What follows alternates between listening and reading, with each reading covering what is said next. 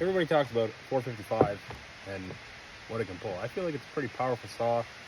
You know, it's a great homeowner saw. I've recently just invested in a 24-inch bar for it. More and less because I hate bending down. Now, people say that's too much bar for this saw. It comes with a 20. We're only adding 4 inches. So I'm curious. I'm curious to know. So.